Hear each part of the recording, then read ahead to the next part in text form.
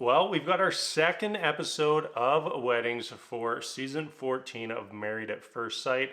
Looks like these weddings are probably going to drag out for at least another 2 episodes, which kind of gets on my nerves a little bit because I do not want to watch 4 episodes of weddings. Like, are these couples so bad that the only good footage that you can get of them is their wedding day when they're just like clouded in a haze of euphoria?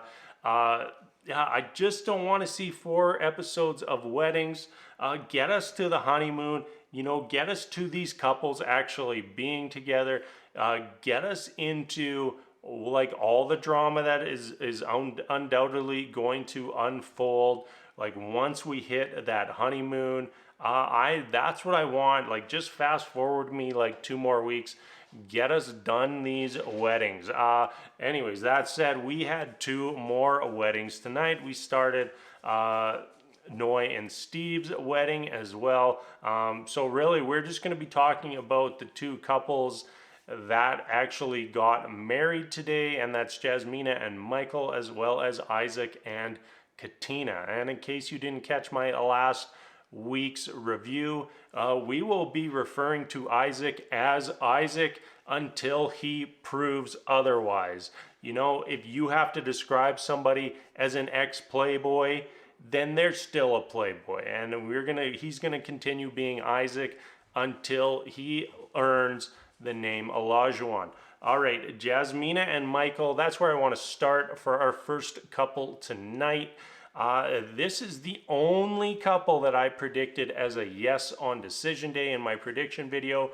So, I got to start and kind of hype them up a little bit, bring some positivity to this couple, because before this wedding, Jasmina was not bringing that positivity. She was not bringing the hype for this relationship. We even saw that last week, meeting with her family. Her family brings the negativity. They're viewing things half glass empty. I can't even say that, but you know what I mean. Meanwhile, Michael and his crew, his family, his brothers and sisters, they are bringing the positivity. They are there to be Michael's hype people. They want happiness for him. They want him to enter into this relationship very positive. They want to support him. They want to love him. And I'm just not getting that from Jasmina. They're the, oh, I don't want you to get hurt crowd, which basically means we're not going to love and support you, and then when things go poorly, we're going to say, I told you so. Just such a bad vibe to me. I don't like that. I'm not here for that. I like that positivity. I like that happiness. I like people lifting other people up, not dragging them down.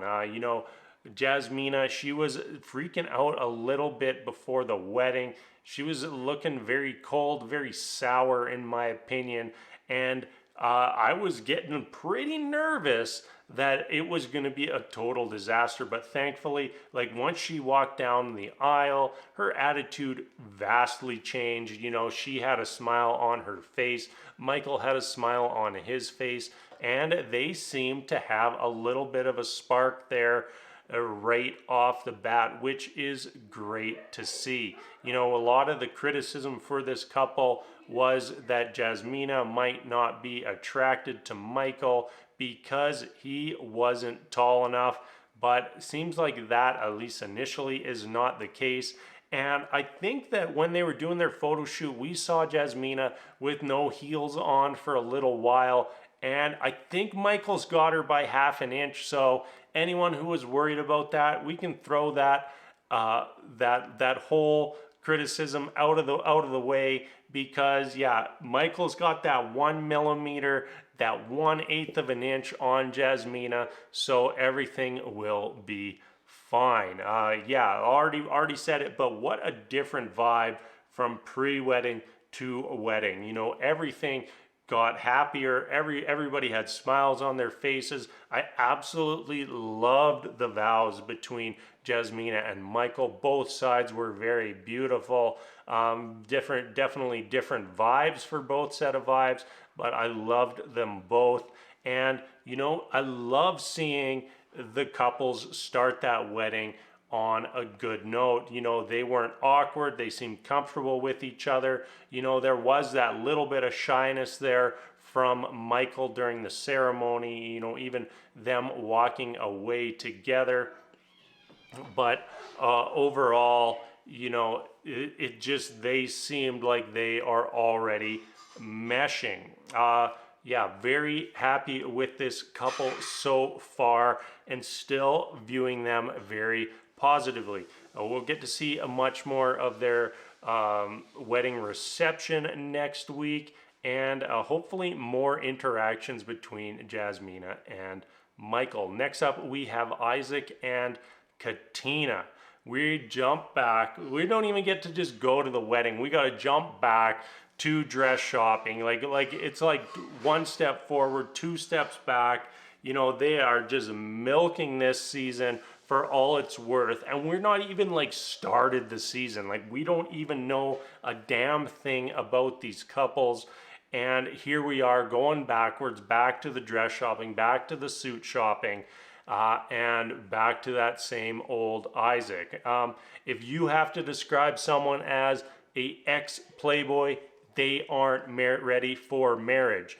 If you are concerned about an alter ego flaring back up, you aren't ready for marriage. If you've slept with so many people that you're worried about your new partner who you've never even met before, having a friend or someone they know that has had a bad encounter with you over your sleeping around, you are not ready for marriage. Isaac just does not seem like he has his shit together, and I honestly just feel bad for Katina because she does. She seemed like she was really taking this seriously, entering into this relationship with a very level head on her shoulders, with a positive outlook on what this could be, what it could bring for her. And then she's just going to be stuck there with Isaac. He might be trying to say all the right things at the wedding, but even just from the wedding to those few moments that they had together afterwards, and it was pretty clear Isaac doesn't even know how to actually get to know somebody. He doesn't know how to talk to somebody when you're genuinely interested in that person. When it's all flirting and saying your lines, trying to pick up the chick, then Isaac is fine. But we hit that moment after the wedding, like he couldn't even come up with a question like, "Hey, what do you do for a living? Are you a big family person? Do you have any pets?" Like, just the bare minimum. Like, we're not even talking like in-depth probing questions. We what do you have any brothers and sisters? What's your relationship like with your parents? Like, absolutely base level stuff, especially for a couple who has just said that they want to spend their rest of their lives together. Isaac was just on that same I train, saying stuff about himself, and he's going to do this and he's going to do that. All these, probably empty promises that sound really good, but all they do is get you that one night stand. But Isaac, that is not what you signed up for here, buddy. This is a wedding. This is your life. I don't know about any of you, but I was always taught that it's bad manners to wear white to a wedding if you're not the bride. And Isaac, you ain't the bride. Don't show up in a white suit. This isn't your prom. And this message could go to all our guys out there shopping for their tux. You're getting married to someone. This isn't prom. And it looked like everybody was out there shopping for their prom tuxes, with the exception of Mark, who just went like, "Hey, I don't know this person, just gonna go classic black. Let the bride shine, not yourself." Yeah, You are now not going to be king of the prom, Isaac. You're just going to be someone with a divorce in 8 weeks. The vows, or not even the vows, the family message. This was a line in that one of Isaac's family members thought it would be good to say to a total stranger who Isaac was about to marry. I hope you're no stranger to the kitchen. What? That was something we heard Isaac say beforehand, that he's going to expect a hot meal each and every day. And not only does Isaac expect that, his friends and family expect that too. Isaac tried to cover for it. Isaac tried to play it cool, but that's already out there. And there was another line, I don't remember it, but it was just a head scratcher. Like, why is this what you want to tell this person about your friend or family member? Like, I hate it when it goes to Isaac's friends and family want you to know that he's a terrible person who's extremely misogynistic. Don't start with that. Don't go down that route. Just say positive attributes about the person. And if there are none, just make some up. Make some up, make it sound good. Oh, Isaac is a kind-hearted person who has always wanted to be a wonderful father and a husband to a beautiful wife. Whatever you got to say, just throw it out there. Don't be Isaac, who's someone who expects you to be in the kitchen. That's not cool. And I did not like that at all whatsoever. All right, that wraps up our 2 weddings. We got a little bit to talk about from Noy and Steve. First off, Steve's older brother kept throwing me off every time they showed him on screen. I had to double take because it was like they're definitely brothers. Because if you're not paying full attention, they look real close to the same. When you actually take a second to really look at them, yeah, they're clearly different. One looks a little older, but man, when every time I caught it out of the corner of my eye, I was like, what? And then on top of that, to compound the whole thing, why did all of Steve's groomsmen show up to the wedding in the exact same tux? The groom is supposed to stand apart. It's like the groom and then the groomsmen are his little minions. So the groom has the blue tuxedo and the groomsmen have just the blue suits, whatever it is. But they all, and I would have loved it if the 4 of them came out and it's like, hey, you're gonna have to figure out which one of us is getting married. And just so you know, one of us, it might be Sideshow Bob, who we found and brought to this wedding for some reason. When Steve's barber showed up, why not put Sideshow Bob in the barber chair so that he can get a little bit of that ridiculous, I don't even know what color, that yellow-orange lettuce off of his head. A little silly, and we're just picking at little things here, but that's all right. Noy. We've already talked about this with Isaac, but grown-ups shouldn't have alter egos. And they also shouldn't talk in the third person. You don't see me on here, well, Slade says, blah, blah, blah, blah, blah. It would just be silly, and it's one of those very off-putting things. It makes me question just how ready she is for marriage if she has to have an alter party ego, just like our boy Isaac. Maybe Noy and Isaac should have been the match, and their alter egos, Isaac and Noisy, could have rode off into the sunset together. That's about all I got to say for Noy and Steve. Looking forward to their wedding. Looked like Noy was very nervous going in, and we'll have to see how that plays out. Often the case is that's something that they're just playing up a little bigger than it actually is. I don't think I expect too much from them.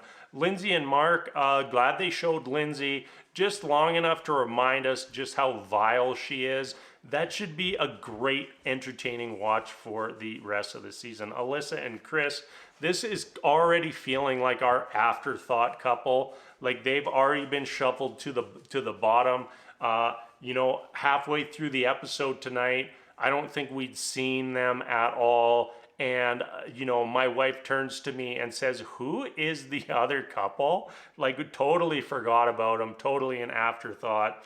Yeah, the highlight there is Alyssa showing up for wedding dress shopping with 10 wedding dresses or however many she brought. She said she brought 10 and then bought another one for the wedding. I know people do buy more than one wedding dress. My sister, for example, she bought 2 dresses because she bought them, had them shipped over to her and wasn't sure, you know, if they were going to match what the actual picture was. So she got a good deal on them. She ordered 2. Ends up one of them ended up basically being like a red dress. And obviously that is not what she wore for her wedding, but the other one worked out fine. So, but still, that's not showing up to go wedding shopping with 10 wedding dresses already in hand.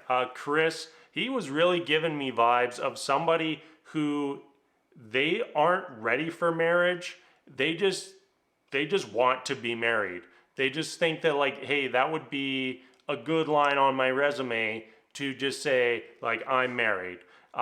Doesn't seem like he's going into it for the right reasons or with the right mentality. Already can tell that this is going to be an absolute disaster of a couple. Even in the preview, looked like Alyssa was already walking out on them. Rumor has it that one of our 5 couples, they shut things down after just 2 weeks. And honestly, I wouldn't be surprised if it's Alyssa and Chris. Alyssa and the high maintenance crew, I just don't think are going to have time for Chris. And like Alyssa sitting there with all of her friends, that is just like a group of women that I just don't want anything to do with. Sorry, ladies, but a little bit too much for me. All right, that's going to wrap things up for this week. As always, thank you so much for watching. Let me know your thoughts on all these couples. If you watched this long, wow, you've got a lot of patience for listening to me yabber on. That's not even a word. Yabber? There's a new word I'm going with. Yabber on about these couples for 20 minutes or however long it's been, but I appreciate you very much. And as always, thank you everybody so much for watching. And until next week, we'll see you later.